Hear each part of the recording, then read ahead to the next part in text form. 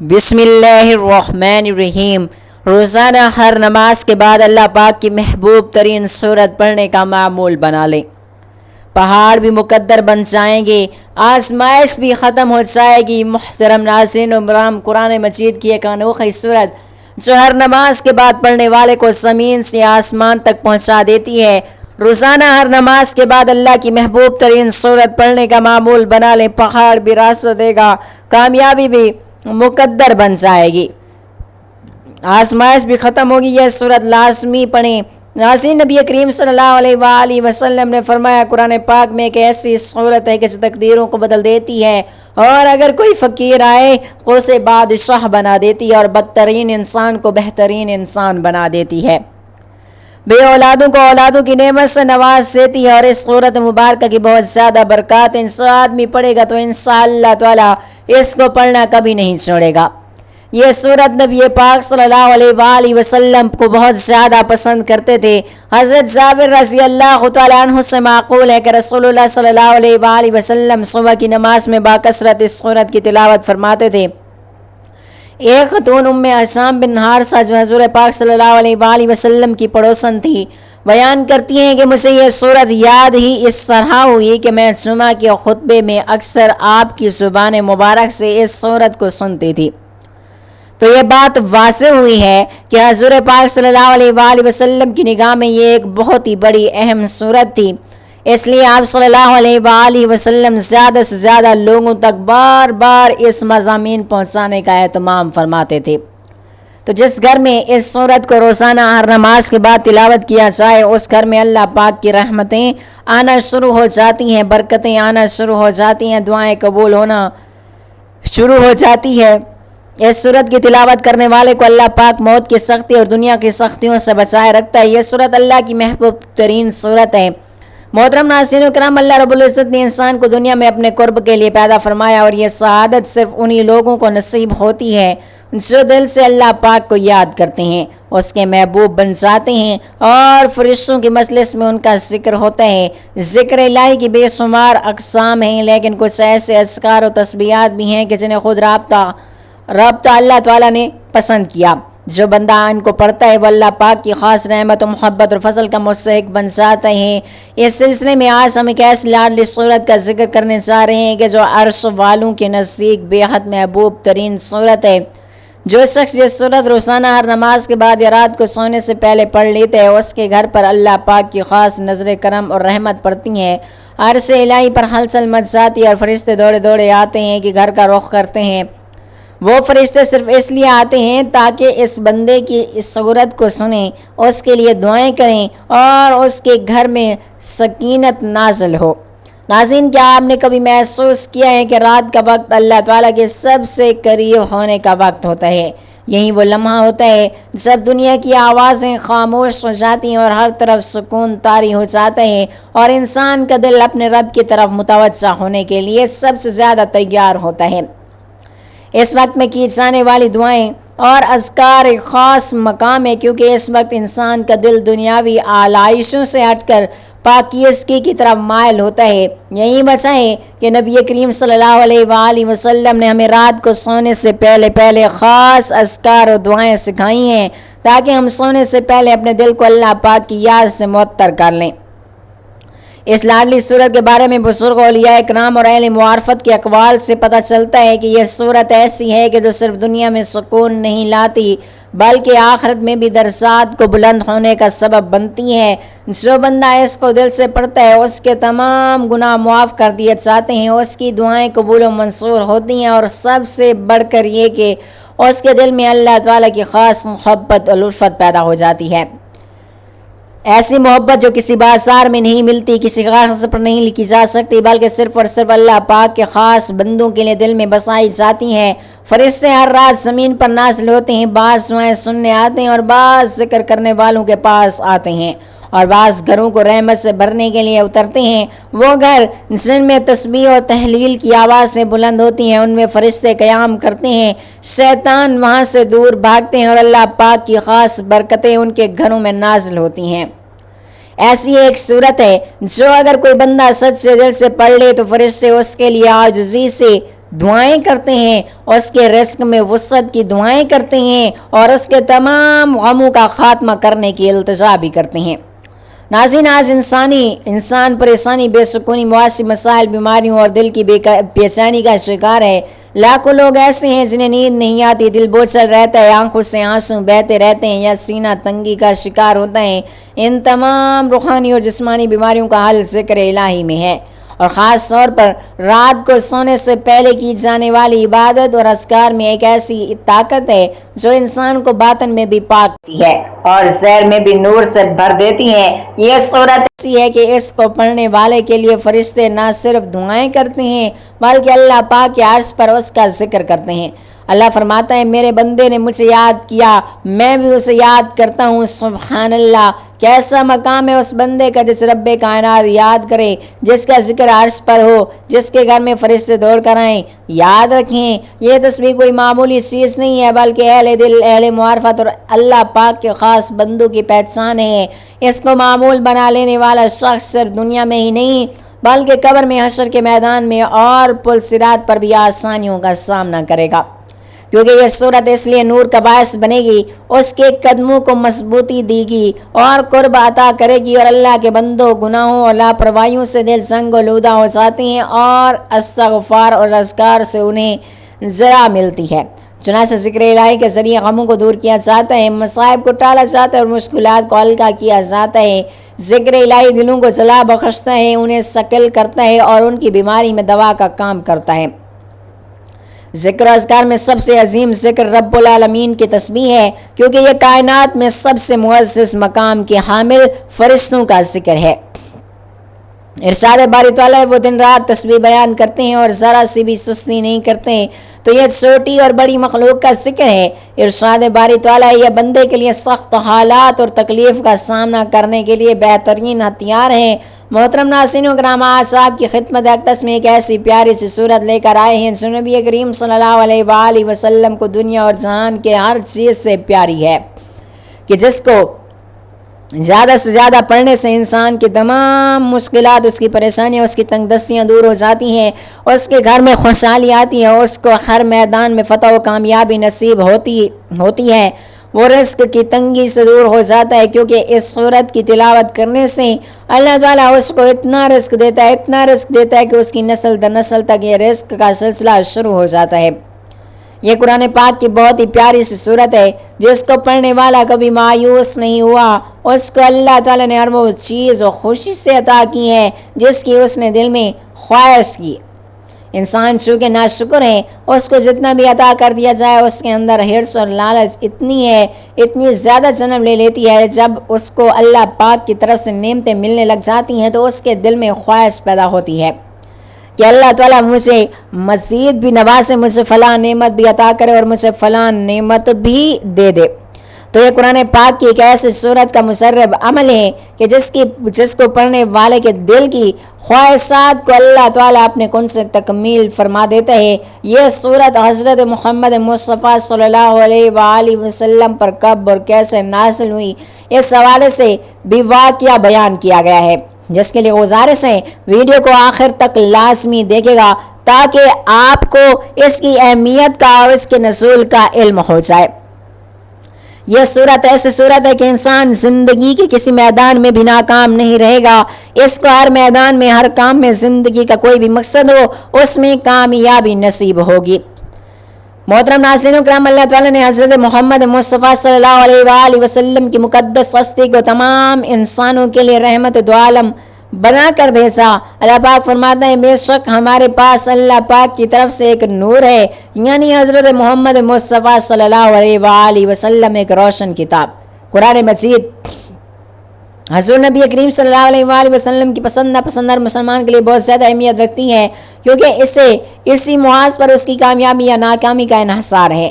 یعنی اگر آپ حضور پاک صلی اللہ علیہ وآلہ وسلم کی پسندیدہ چیزوں سے، پسندیدہ کاموں سے پیار کریں گے، ان کو پسند کریں گے، اور آپ حضور پاک صلی اللہ علیہ وآلہ وسلم کی طرز زندگی کو اپنائیں گے، آپ صلی اللہ علیہ وآلہ وسلم کی پسند ناپسند کا خیال رکھیں گے، تو اللہ پاک آپ کو عزت، دولت، شہرت، کامیابی، دنیا کی ہر چیز سے نوازیں گے، اور جن چیزوں سے حضور نبی کریم صلی اللہ علیہ وآلہ وسلم نے دور دور رہتے تھے، جنہیں ناپسند کرتے تھے، تو آپ بھی اگر ان چیزوں کو ناپسند کریں گے، ان سے دور رہیں گے، تو اسی طرح بھی اللہ پاک آپ کی زندگی کو کامیابی سے ہمکنار کریں گے، اور آپ کی زندگی سے پریشانی و غموں کو انشاءاللہ دور کر دیں گے، دونوں جہاں میں بلند مقام عطا فرمائیں گے۔ محترم ناظرین و کرام، ہم بہت کچھ چاہتے ہیں، کسی کی خواہش ہوتی ہے کہ سب کچھ دیکھتے ہی دیکھتے بدل جائے، یعنی حالات ایسے مواقع ہو جائیں گویا کبھی ناموافق تھے ہی نہیں۔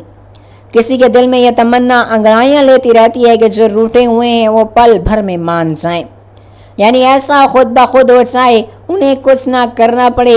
کوئی چاہتے ہیں کہ اس کی دنیا ان میں بدل جائے، کوئی یہ خواہش رکھتا ہے کہ یہ دنیا پلک جھپکنے میں بدل جائے۔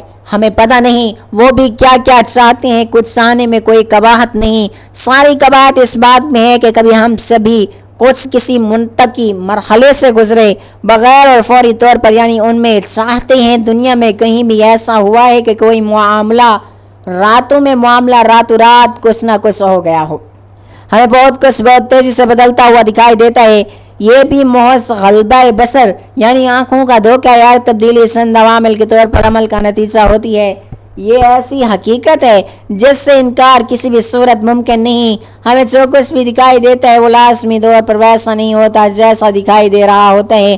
ہر معاملے کی بہت سی تمنائیں اور ہوتی ہیں، ان تہوں اور پرتوں کو ہٹائے بغیر ہم اصلیت نہیں جان سکتے۔ یہی سبب ہے کہ راتوں رات کسی بھی تبدیلی کے رونما ہونے کی خواہش اور بس ہے۔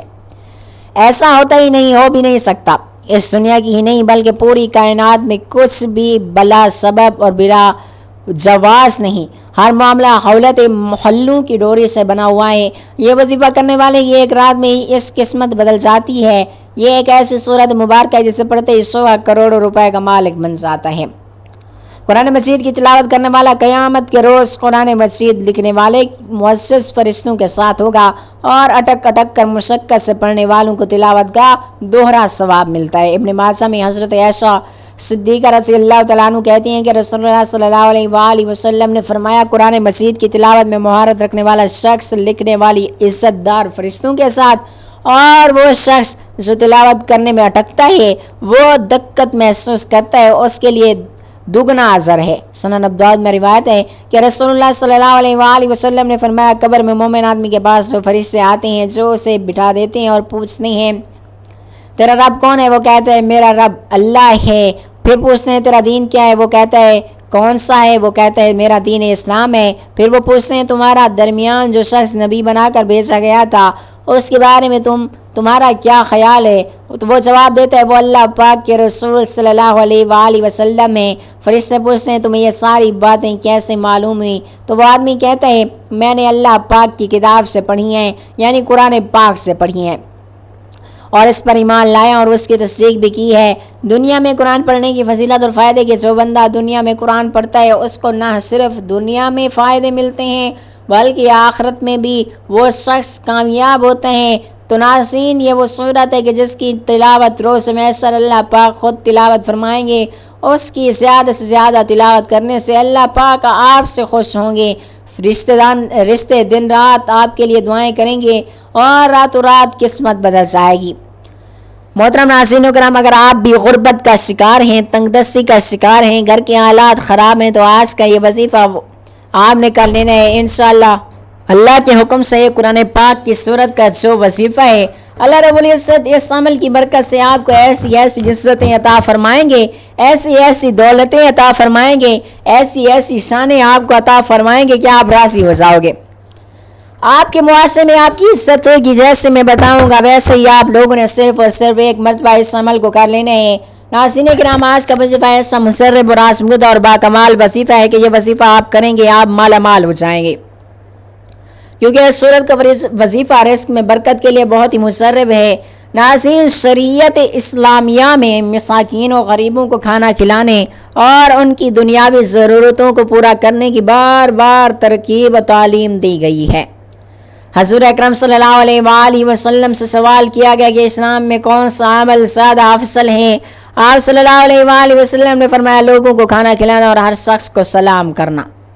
خواص پہچانو یا نہ پہچانو، اس طرح فرمان رسول صلی اللہ علیہ وآلہ وسلم، جو شخص مومن کی کوئی دنیاوی مشکل دور کرے، اللہ تعالیٰ قیامت کی سختیوں میں اس پر سے ایک سختی دور کر دے گا۔ جو شخص اس تنگ دست پر سہولت کرے گا، اللہ تعالیٰ دنیا اور آخرت میں اس پر سہولت کرے گا۔ جب تک بندہ اپنے بھائی کی مدد میں لگا رہتا ہے، اللہ تعالیٰ بھی اس کی مدد میں رہتے ہیں۔ نماز کی ادائیگی میں کوتاہی کرنے والوں کو جہنم میں ڈالا جائے گا۔ قرآن و حدیث کی روشنی میں پوری امت مسلمہ کا اتفاق ہے کہ فرض نماز جان بوجھ کر چھوڑنا بہت بڑا گناہ ہے۔ شریعت اسلامیہ میں چوری کرنے اور شراب پینے سے بھی بڑا گناہ نماز کا ترک کرنا ہے۔ نماز میں کوتاہی کرنے والوں کی سزا کے متعلق صرف 3 آیات پیش ہیں۔ ان نمازیوں کے لیے خرابی ہے اور وہ ویل نامی جہنم کی آگ ہے جو نماز سے غافل ہیں۔ اس سے وہ لوگ مراد ہیں جو نماز یا تو پڑھتے ہیں یا نہیں پڑھتے، یا پہلے پڑھتے رہے یا پھر سست ہو گئے، یا جی چاہے پڑھ لیتے ہیں یا تاخیر سے پڑھنے کو معمول بنا لیتے ہیں۔ یہ سارے مفہوم اس میں آ جاتے ہیں۔ اس لیے نماز کی مذکورہ ساری کوتاہیوں سے بچنا چاہیے۔ پھر ان کے بعد ایسے ناخلف پیدا ہوئے کہ انہوں نے نماز ضائع کر دی اور نفسانی خواہشات کے پیچھے پڑے رہے، وہ جہنم میں ڈالے جائیں گے۔ محترم ناظرین کرام، یہ ایک ایسی صورت ہے کہ جس کے ذریعے آپ بوریاں بھر بھر کے دولت اکٹھی کر سکتے ہیں۔ اگر آپ رزق کے لیے بھاگ کر تھک چکے ہیں، آپ کی دکان ہے یا آپ کو کوئی نوکری کر رہے ہیں، یا دن رات کی محنت کے باوجود آپ کے پاس اتنی دولت نہیں کہ آپ اپنا گھر والوں کی اچھی طرح سے خیال رکھ سکیں، تو یہ صورت آپ کے پاس اتنی دولت لائے گی کہ آپ امیر و کبیر اور ترین لوگوں میں شامل ہو جائیں گے۔ اللہ تعالیٰ پر یقین و اعتماد مضبوط رکھیں، کیونکہ خدا پر مکمل اعتماد کرنے والوں کی محنت کبھی ضائع نہیں کرتا۔ محترم ناظرین کرام، جو انسان یہ صورت ہر نماز کے بعد پڑھے، اللہ پاک اس کو وہاں سے دولت اور رزق عطا کرتے ہیں جہاں سے اس نے کبھی سوچا بھی نہیں ہوتا۔ میری وہ بہن اور میرا وہ بھائی جس کے گھروں میں بہت زیادہ غریبی ہے، گھر کے مالی حالات خراب ہیں، گھر میں رزق میں تنگی آ چکی ہے، گھر میں کہیں سے پیسہ نہیں آ رہا، جن کے ہاتھوں میں پیسہ نہیں ٹکتا، جیب پیسوں سے خالی ہے، اور جن کو کوئی بڑے سے بڑا پیسوں کا مسئلہ درپیش ہے، وہ کہیں سے مدد مانگ رہے ہیں لیکن کہیں سے ان کا مسئلہ حل نہیں ہو رہا، تو یہ وظیفہ کر لیں، انشاءاللہ ان کے تمام مسئلے حل ہو جائیں گے۔ ناظرین محترم، اللہ تعالیٰ نے انسان کو دنیا میں آزمائش کے لیے بھیجا ہے، اور آزمائشوں میں سے ایک آزمائش مال و دولت کی کمی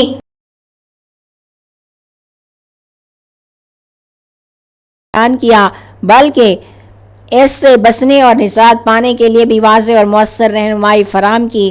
قرآن مجید اور حدیث نبوی میں محتاجی سے بچنے کے کئی روحانی، عملی اور اخلاقی طریقے بیان کیے گئے ہیں، جن پر عمل کر کے انسان دنیا میں عزت کے ساتھ زندگی گزار سکتا ہے اور آخرت میں سرخ و روح ہو سکتا ہے۔ ہمارا آج کا وظیفہ بھی غربت و تنگ دستی میں ہاتھ پھیلا کر مانگنے کے بجائے اس ایک سورت کو 7 بار پڑھنے کا وظیفہ ہے۔ جو اس سورت کو 7 بار پڑھ لیتا ہے، اللہ تعالیٰ اس کو کسی کا محتاج نہیں ہونے دیتا۔ جو اللہ تعالیٰ کے دیے ہوئے پر شکر ادا کرتا ہے تو اللہ تعالیٰ اس کو مزید عطا فرماتا ہے، اور جو صبر سے کام لیتا ہے، ان وظائف کو، ان اعمال کو اپنی زندگی کا حصہ بنا لیتا ہے، تو وہ اللہ تعالیٰ اس کی محتاجی کو دور کرتے ہوئے اس کی ہر خواہش کو پورا کر دیتے ہیں، اس کو مال و دولت رزق وافر مقدار میں عطا کرتے ہیں، اس کو کسی کے آگے ہاتھ پھیلانے کی ضرورت بھی نہیں پڑتی۔ ناظرین، تمام تعریفیں اور شکر اس ذات کا جس نے ہمیں ایک اور دن اپنی عبادت کے لیے عطا فرمایا۔ آج کے اس عظیم دن میں اللہ رب العزت کا فضل حاصل کرنے کے لیے اس کا شکر ادا کرنے کے ساتھ ساتھ اس کی عبادت میں مشغول رہنا چاہیے۔ اس کی عبادت کرنے کے کئی طریقے ہیں۔ انسان دل میں اللہ کا ذکر کر کے اس کی عبادت کر سکتا ہے، زبان سے کلمات ادا کر کے بھی اس کی عبادت کر سکتا ہے، نماز قرآن پڑھ کے بھی اس کی عبادت کر سکتا ہے، اللہ تعالیٰ کی مخلوق کی خدمت کر کے بھی اس کے فضل کا حقدار بن سکتا ہے، کیونکہ مخلوق خدا کی خدمت کرنا یا کسی بھوکے کو کھانا کھلانا یہ بھی عبادت میں شمار ہوتا ہے۔ تو اللہ تعالیٰ کی مخلوق کی خدمت، اس کے ذکر و اذکار، اس کے نام کی تسبیح کر کے اللہ تعالیٰ کا قرب حاصل کیا جائے تو ہمارا آج کا وظیفہ ایسے ہی ایک سورت کو 7 بار پڑھنے کا عمل ہے، جس کا ورد کر کے اس کا فضل اور اس کا قرب حاصل کرنے کا بہت ہی بہترین وظیفہ ہے۔ اس سورت کو بتائے گئے ترتیب اور طریقے کے مطابق پڑھنے سے انسان کے تمام مالی تنگدستی، رزق کے حوالے سے پریشانیاں، تمام مصیبتیں، غربت، دکھ درد سب دور ہو جاتے ہیں۔ ناظرین، انسان پر مصیبت تو آتی ہے، چاہے بیماری کی صورت میں ہو یا غربت کی شکل میں، چاہے کاروباری پریشانی ہو یا خاندانی لڑائی جھگڑے، اپنوں کا دکھ ہو، صدمہ ہو، ہر قسم کی مصیبت اس کے گناہوں کی وجہ سے آتی رہتی ہے۔ اس لیے فوراً سچی توبہ کرتے ہوئے اللہ تعالیٰ سے ہمیں معافی مانگنی چاہیے، کیونکہ اللہ تعالیٰ توبہ کرنے والوں سے محبت کرتا ہے اور توبہ کرنے والوں کی پریشانیوں اور مصیبتوں کا ازالہ کر کے اسے خوشحال بنا دیتا ہے۔ ناظرین، انسان میں گناہوں اور غلطیوں کی جانب رغبت کا میلان موجود ہے۔ انسان کو نفس سے گناہوں میں مبتلا کرنے کی کوشش کرتا رہتا ہے۔ جس میں انسان کسی گناہ یا غلط کام کا ارتکاب کرتا ہے تو وہ یہ جان رہا ہوتا ہے کہ وہ غلط کام یا ظلم یا زیادتی کر رہا ہے، رسول اللہ صلی اللہ علیہ وآلہ وسلم کے طریقے کی مخالفت کر رہا ہے اور اللہ پاک کے فرامین سے بغاوت کر کے اس کے غضب کو دعوت دے رہا ہے۔ یوں وہ اپنی دنیا اور آخرت دونوں کو تباہ برباد کر دیتا ہے، لیکن اس کے ساتھ ساتھ شیطان کے وار و خواہشات کا غلبہ، گناہوں کی عارضی لذت، دنیا کی چوکا چوند، جھوٹی اور کھوکھلی عزت کا نشہ اس کو گناہ کے ارتکاب کی طرف لے جاتا ہے۔ گناہ کے ارتکاب کے وقت جب کبھی اس کا ضمیر گناہوں کو چھوڑنے کا کہتا ہے تو وہ یہ کہہ کر ضمیر کو خاموش کروا دیتا ہے کہ ابھی تو بڑی عمر پڑی ہے، میں عنقریب توبہ کر لوں گا، اور اسی طرح امید اور خیالات سے دل کو بہلاوے میں رکھتا ہے اور گناہوں کی گہری دلدل میں دستہ چلا جاتا ہے۔ در حقیقت گناہ انسان کے حق میں نہایت ہی خطرناک ہوتے ہیں، اس سے دنیا اور آخرت دونوں برباد اور تباہ ہو جاتے ہیں، اور گناہ اثر جسم زہر کی طرح سرعید کر دیا جاتا ہے۔ ناظرین، حضرت آدم علیہ السلام کو جنت سے نکالے جانے اور ابلیس کے ملعون ہونے کی وجہ بھی یہ تھی، گناہوں کی نحوستیں تھیں۔ قوم نوح، عاد، ثمود کو بھی گناہوں کی وجہ سے عذاب سے دوچار کیا گیا۔ گناہوں کے بے شمار بڑے نقصانات ہیں۔ ناظرین، صرف یہی نہیں بلکہ گناہوں کے بے شمار برے اثرات اور نقصانات جو انسان کے ذہنی، جسمانی اور روحانی کردار پر بھی زائل ہوتے ہیں، اور اس میں سب سے بڑا نقصان یہ ہے کہ گناہوں کے ارتکاب کی وجہ سے انسان نور الہی اور علم و عقل سے محروم ہو جاتا ہے۔ امام شافعی رحمۃ اللہ علیہ فرماتے ہیں کہ میں نے اپنے استاد محترم سے کمزور حافظے کی شکایت کی تو انہوں نے مجھ سے ترک محاسی یعنی ترک گناہ کی نصیحت فرمائی، اور آپ نے یہ بتایا کہ اللہ ایک نور ہے اور اللہ کا نور گنہگار کو نہیں دیا جاتا۔ ناظرین، گناہوں کا ایک اثر یہ بھی ہوتا ہے کہ انسان کی روزی اور رزق میں تنگی آ جاتی ہے۔ یاد رکھیے، حصول رزق اور فراخ معاش کے لیے ترک گناہ سے بہتر کوئی چیز نہیں۔ اللہ تعالیٰ فرماتے ہیں کہ جو شخص اللہ پاک سے ڈرتا ہے اور گناہوں سے باز آ جاتا ہے اور اللہ اس کے لیے مشکلات سے بھی نکلنے کا راستہ پیدا کر دیتا ہے اور اسے ایسے رزق دے گا جہاں سے اس کا گمان بھی نہیں جاتا۔ انسان کے دل میں اللہ پاک کی عظمت کی کمی کم ہو جاتی ہے، تبھی تو انسان گناہ کرتا ہے۔ گناہ کرنے میں کوئی آر محسوس نہ کرے تو دل پر پردہ پڑ جاتا ہے اور مہر لگ جاتی ہے۔ جب انسان اللہ پاک کو بھول جاتا ہے تو اللہ پاک انہیں برباد کر دیتے ہیں، ذلت و رسوائی ان کا مقدر ہو جاتی ہے۔ ناظرین، اللہ بڑا بے نیاز ہے، جبکہ بندہ ہر لمحہ اس کا محتاج ہے، پھر وہ اللہ کے ذکر سے کیسے غافل رہ سکتا ہے؟ اور اگر غافل رہتا ہے تو یقین کریں اپنی جان پر خود ظلم کرنا ہے، کیونکہ اللہ تو اپنے بندے پر کبھی ظلم نہیں کرتا بلکہ لوگ اپنی جانوں پر خود ظلم کرتے ہیں۔ اس کا حال ایسا ہوتا ہے جیسے اس کے پاس تلوار تو موجود ہے مگر سنگ آلود ہو۔ گناہوں سے دل سنگ آلود اور مفلوج ہو جاتے ہیں۔ نفس ہمارا برائی کا حکم دیتی ہے، وہ خواہشات اور گناہوں سے کبھی دلیر اور درندہ صفت بن جاتا ہے، جبکہ نفس مر جاتا ہے۔ ایسا شخص دنیا میں بھی اور برزخ میں بھی مر چکا اور آخرت میں بھی اس کے لیے کوئی چیز نہیں۔ اگر وہ اللہ پاک کو یاد کرتا ہے تو دل ساتھ نہیں دیتا، زبان ذکر کرتی ہے تو دل غافل ہو جاتے ہیں۔ ہر آدمی جانتا ہے کہ ہر اچھے یا برے عمل کا رد عمل بھی ضرور ہوتا ہے۔ دنیا میں پیش آنے والے حالات پر سب سے زیادہ اثر انداز ہونے والی چیز انسان کے اچھے یا برے اعمال ہی ہوتے ہیں، جن کا براہ راست تعلق اللہ تعالیٰ کی خوشنودی اور ناراضگی سے ہوتا ہے۔ کسی واقعے اور حادثے کے طبی اسباب جنہیں ہم دیکھتے سنتے اور محسوس کرتے ہیں، اور وہ کسی اچھے یا برے واقعے کے لیے موت ظاہری سبب کے درجے میں سادہ لوگ حادثات اور وفات کو صرف طبی طور پر ظاہری اسباب سے جوڑتے ہیں، پھر اسی اعتبار سے ان کو حوض کوثر سے بچاؤ کی تدبیر، ہوس سے بچاؤ کی تدبیر کرتے ہیں۔ صحیح تعلیمات کی روشنی میں بحیثیت مسلمان ہمیں یہ اعتقاد کر رکھنا ضروری ہے کہ یہ سب کا چلن اللہ تعالیٰ کے حکم اور امر سے ہوتا ہے، جس کا عقل اور ہوس خمسہ کے ذریعے اور ادراک کرنے سے ہم قاصر ہیں۔ وہی الہی اور انبیاء علیہ السلام کے ذریعے اللہ تعالیٰ نے جزو و سزا کا جو نظام سمجھایا ہے، وہ ہمیں غیبی نظام کے بارے میں آگاہ کرتا ہے۔ یہ کسی بھی مواقع اور حادثے کا اصل اور حقیقی سبب اللہ تعالیٰ کی رضامندی یا ناراضگی ہے۔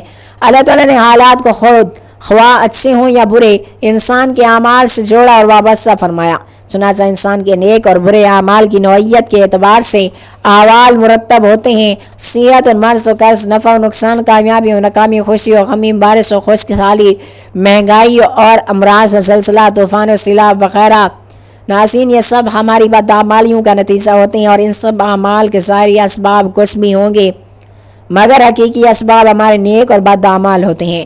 ناظرین، اسی طرح کے خوفناک اور واقعات اور انفرادی ہوں یا اجتماعی ہوں، دراصل اللہ تعالیٰ کی طرف سے الارم اور تنبیہ ہوتے ہیں تاکہ انسان اپنے اعمال کا محاسبہ کرے، اور تو کوئی اس کو غفلت اور اس کی غفلت دل کو خمبیز دینے میں کامیاب ہو جائے۔ جب بھی میں کہتا ہوں اللہ تعالیٰ میرا حال دیکھ رہا ہے، میرا حال دیکھ، تو حکم ہوتا ہے اپنا نام اعمال دیکھ۔ دنیا میں پیش آنے والے اچھے یا برے واقعات سے حاصل ہونے والے انسانی تجربے بھی اسی پر شاہد ہے کہ ہمارے سارے لوگ اور قوموں پر اللہ تعالیٰ کی نافرمانی کی وجہ سے دنیا میں ہی مختلف قسم کے عذاب آئے ہیں۔ مثلاً کوئی مسخ کیا گیا، کوئی زمین میں دسا گیا، کوئی دریا میں غرق کیا گیا، کوئی طوفان کی نثر ہو گیا، اور ان تباہ شدہ اقوام کی بستیوں کے کھنڈرات آج بھی اس حقیقت پر مبنی ہیں۔ اللہ تعالیٰ نے قرآن مجید اور رسول علیہ السلام نے حدیث مبارکہ میں اعمال کی حسب نوعیت اور اس بات کو جیسے کرنی ویسی بھرنی کے مختلف پہلوؤں اور طریقوں سے بیان فرمایا۔ امت کو بدعمالیوں کے برے نتائج سے آگاہ فرمایا کہ اصلاح کا حکم دیا۔ چنانچہ کچھ غلطیاں ہوتی جو رزق کو کم کرنے کا باعث بنتی اور وہ ان مشکلات کا شکار ہوتے، تو آج ہم آپ کو ایسی چیزوں کے بارے میں بتانے والے ہیں کہ وہ کون سی عام غلطی ہیں جو ہمارے رزق میں مشکلات پیدا کرتی ہیں اور اللہ تعالیٰ ہمارے رزق تنگ کر دیتے ہیں۔ آپ کو حدیث مبارکہ کی روشنی میں بتائیں گے کہ کس وجہ سے اللہ تعالیٰ انسان کا رزق کم کر دیتا ہے، اور اس کے بعد کچھ کام ضرور کرنے ہوں گے جو آپ کے لیے آسانیاں پیدا کریں گے۔ جتنے چاہیں کر سکتے ہیں، اللہ تعالیٰ کا نام لیں، اللہ تعالیٰ سے دعا مانگتے رہیں، تو بے شمار نعمتیں اللہ پاک آپ کو عطا فرمائے گا۔ سب سے پہلا عمل یہ ہے کہ جوتے پہن کر یا کھڑے ہو کر یا ننگے سر کھانا کھانا رزق میں کمی کا باعث بنتا ہے۔ ناظرین، بہت سے لوگ جوتے پہن کر کھانا کھا رہے ہوتے ہیں یا جلدی میں کھڑے ہو کر کھانا کھا رہے ہوتے ہیں۔ ہم بہت سی ایسی خواتین کو بھی دیکھتے ہیں جو ننگے سر بھی کھانا کھا رہی ہوتی ہیں۔ مثلاً ہمارے گھروں میں عورتیں ننگے سر کھانا کھا رہی ہوتی ہیں اور پکا رہی ہوتی ہیں اور کھانا دے بھی رہی ہوتی ہیں، جس کی وجہ سے ہمارے گھروں کا رزق تنگ کر دیا جاتا ہے۔ ناظرین، دوسری وجہ یہ ہے کہ بیت الخلاء میں ننگے سر جانا بھی ہمارے رزق میں کمی کا باعث بنتا ہے۔ عام طور پر دیکھا جاتا ہے کہ جب خواتین بیت الخلاء جاتی ہیں تو ان کا سر ننگا ہوتا ہے۔ یہی ننگا سر ان کے رزق میں تنگی کا باعث بنتا ہے۔ اس بات سے خواتین کو گریز کرنا چاہیے کہ کیونکہ اس سے رزق میں تنگی پیدا ہو جاتی ہے۔ ایک زمانہ تھا جب مہمانوں کو رحمت سمجھا جاتا تھا، مگر آج کل کے دور میں مہمانوں کو زحمت سمجھا جاتا ہے۔ یہ آیت، یہ سوچ، یہ خصلت بھی گھروں میں معاشرے میں رزق کی تنگی کا باعث بن رہی ہے، بلکہ بن چکی ہے۔ تو ہمیں چاہیے کہ مہمانوں کو رحمت سمجھیں، کیونکہ مہمان اللہ پاک کی طرف سے رحمت لے کر آتا ہے۔ بعض چیزیں چونکہ شریعت میں ہیں تو اس میں چونکہ ایسے مرحلے آتے ہیں کہ ہر شخص اس کا متحمل نہیں ہوتا۔ ناظرین، یہ کچھ ضروری باتیں تھیں جو میں نے آپ لوگوں سے عرض کی ہیں، آپ انہیں سمجھیں اور ان پر عمل کریں۔ محترم ناظرین و کرام، آج کا وظیفہ پیارے کلام پاک سے ایک ایسی سورت کے پڑھنے کا وظیفہ ہے کہ جو اس سورت مبارکہ کو صرف 7 بار ہر نماز کے بعد پڑھ لیتا ہے تو اس کے جتنے بھی مسائل ہیں، بڑی سے بڑی مشکل اور بڑی سے بڑی پریشانیاں ہوں، آپ کی کوئی بھی چاہت ہو یا مراد ہو، اس صورت کا وظیفہ پڑھ کر اللہ تعالیٰ سے جو بھی مانگیں گے انشاءاللہ تعالیٰ آپ کو وہ عطا کرے گا۔ آپ کو کسی سے مانگنے کی ضرورت نہیں پڑے گی، کسی کے آگے ہاتھ پھیلانے کی ضرورت نہیں پڑے گی۔ روزانہ ہر نماز کے بعد اللہ کی محبوب ترین سورت پڑھنے کا معمول بنا لیں۔ پہاڑ بھی راستہ دے گا، کامیابی ملے گی اور آزمائشیں بھی ختم ہوں گی۔ ناظرین، اب ہم جان لیتے ہیں پڑھنا اور کیسے پڑھنا ہے۔ ناظرین، روزانہ ہر نماز کے بعد باوضو مصلی پر بیٹھ کر آپ نے سب سے پہلے نبی کریم صلی اللہ علیہ وآلہ وسلم کی ذات مبارکہ پر درود پاک پڑھنا ہے۔ درود پاک آپ چاہیں تو مختصر والا یعنی صلی اللہ علیہ محمد پڑھ لیں یا صلی اللہ علیہ وآلہ وسلم پڑھ لیں، یا یاد رکھیں اگر آپ درود ابراہیمی پڑھتے ہیں تو یہ زیادہ فضیلت اور زیادہ افضل ہے۔ درود پاک پڑھنے کے بعد آپ نے سب سے پہلے اپنے خاص مقصد کی نیت کرنی ہے۔ جب آپ نیت کر لیں تو فوری طور پر آپ نے ایک بار اعوذ باللہ من الشیطان الرجیم بسم اللہ الرحمن الرحیم پڑھ کر وظیفے کا آغاز کرنا ہے۔ محترم ناظرین کرام، لوگوں کے سامنے ہاتھ پھیلانا چھوڑ دیں۔ جو انسان ہر نماز کے بعد یہ سورت 7 بار پڑھتا ہے اس کا گھر دولت سے بھر جاتا ہے۔ محترم ناظرین کرام، جو انسان یہ سورت 7 بار پڑھے اللہ پاک اس کو وہاں سے دولت اور رزق اور وہاں سے رزق عطا کرتے ہیں جہاں سے اس نے کبھی سوچا بھی نہیں ہوتا۔ میری وہ بہن اور میرا وہ بھائی جس کے گھر میں بہت زیادہ غریبی ہے، گھر کے مالی حالات خراب ہیں، گھر میں رزق کی تنگی آ چکی ہے، گھر میں کہیں سے پیسہ نہیں آ رہا، جن کے ہاتھوں میں پیسہ نہیں ٹکتا، جیب پیسوں سے خالی ہے، اور جن کو کوئی بڑی سے بڑے پیسوں کا مسئلہ درپیش ہے، وہ کہیں سے مدد مانگ رہے ہیں لیکن کہیں سے ان کا مسئلہ حل نہیں ہو رہا۔ انہوں نے کرنا یہ ہے کہ سب سے پہلے آپ نے درود پاک پڑھنا ہے۔ ایک بار ثواب کی نیت سے میرے ساتھ بھی درود پاک پڑھ لیں۔ اللہم صلی علی محمد وعلی آل محمد کما صلیت علی ابراہیم وعلی آل ابراہیم انک حمید مجید۔ اللہم بارک علی محمد وعلی آل محمد کما بارکت علی ابراہیم وعلی آل ابراہیم انک حمید مجید۔ محترم ناظرین، نماز کے بعد ایک خاص سورت کو پڑھ کر جو بھی اللہ پاک سے مانگے گا اس کو مل جائے گا۔ آپ نے کرنا یہ ہے کہ جیسے نماز ادا کر لیں، آپ نے سائے نماز پر بیٹھے بیٹھے آپ نے یہ عمل کرنا ہے۔ آپ نے 7 مرتبہ قرآن پاک کی ایک سورت سورۃ الفاتحہ پڑھنی ہے۔ آپ نے اس بار نماز کے بعد 7 مرتبہ پڑھنا ہے۔ بسم اللہ الرحمن الرحیم الحمدللہ رب العالمین الرحمن الرحیم مالک یوم الدین ایاک نعبد و ایاک نستعین اہدنا الصراط المستقیم صراط الذین انعمت علیہم غیر المغضوب علیہم ولا الضالین آمین۔ یہ سورت پڑھنے کے بعد حسبنا اللہ و نعم الوکیل کی ایک تسبیح پڑھنی ہے اول و آخر۔ آپ نے درود پاک پڑھنا ہے۔ اگر یہ عمل آپ نے نماز عشاء کے بعد کر لیا تو یقین کیجئے جو بھی بڑے سے بڑے مالی مسئلے ہوں گے وہ حل ہو جائیں گے۔ اللہ پاک آپ کے گھر میں غیبی بارش عطا کر دیں گے اور وہاں سے آپ کو رزق ملے گا جہاں سے آپ نے کبھی سوچا بھی نہیں ہوگا۔ توجہ اور دھیان سے اور دل میں اپنے گناہوں پر ملامت کرتے ہوئے سچی توبہ کرتے ہوئے استغفار پڑھنا ہے تاکہ اللہ آپ کے گناہوں کو معاف فرما کر آپ پر نظر کرم فرمائے اور آپ کے رزق کی پریشانیاں، مال و دولت کی تنگیوں کو دور فرمائے تاکہ آپ کو کسی کے سامنے ہاتھ پھیلانے کی ضرورت نہ پڑے، نہ کسی سے ادھار مانگنے کی آپ کو ضرورت پڑے۔ بندوں کے سامنے رسوا ہونے سے بہتر ہے کہ اللہ تعالیٰ کی تسبیح بیان کی جائے، اس کو راضی کیا جائے، کیونکہ جب اللہ تعالیٰ اپنے بندوں سے راضی ہو جاتا ہے تو اس کو وہ سب کچھ عطا کرتا ہے جس کی وہ خواہش کرتے ہیں۔ تو آپ نے اپنے وظیفے کو، اپنے گناہوں کو، اپنی غلطیوں کو کی وجہ سے زائل نہیں کرنا، آخر میں استغفار کا ذکر لازمی کرنا ہے اور اس کے بعد درود شریف پڑھنا ہے جتنا وظیفہ شروع کرنے سے پہلے آپ لوگوں نے پڑھا تھا۔